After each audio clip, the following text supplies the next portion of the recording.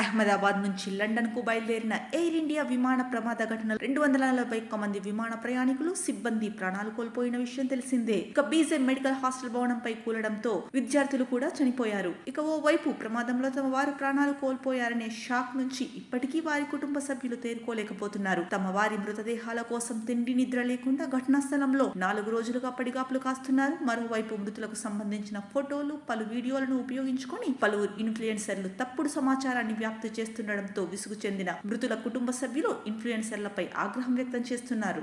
రాజస్థాన్లోని బాన్స్వాడకు చెందిన డాక్టర్ కోమి వ్యాస్ భార్య పిల్లలతో విమాన ప్రమాదంలో మృతి చెందిన విషయం తెలిసిందే. వారి కుటుంబానికి చెందిన ఫేక్ ఫోటోలను పలువురు నెటిజన్లు, ఇన్ఫ్లుయెన్సర్లు సోషల్ మీడియాలో షేర్ చేస్తున్నారని కోమి వ్యాస్ బంధువు కుల్దీప్ భట్ ఆరోపించారు.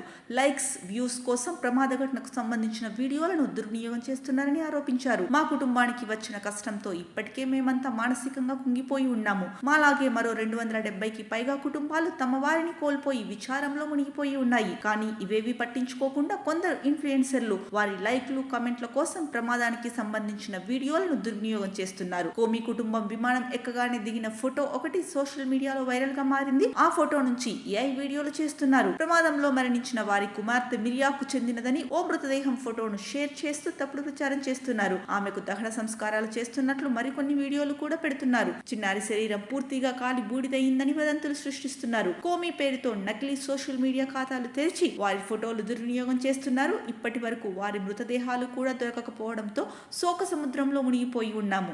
లైకుల కోసం తప్పుడు ప్రచారాలు వ్యాప్తి చేస్తూ మమ్మల్ని మరింత క్షోభకు గురి చేయకండని విజ్ఞప్తి చేశారు. రాజస్థాన్ కు చెందిన డాక్టర్ కోమి వ్యాస్ ఇటీవలే లండన్ కు వెళ్లారు. తన కుటుంబాన్ని కూడా లండన్ కు తీసుకువెళ్లేందుకు ప్రమాదం జరగడానికి 2 రోజుల క్రితమే ఇండియాకు తిరిగి వచ్చారు.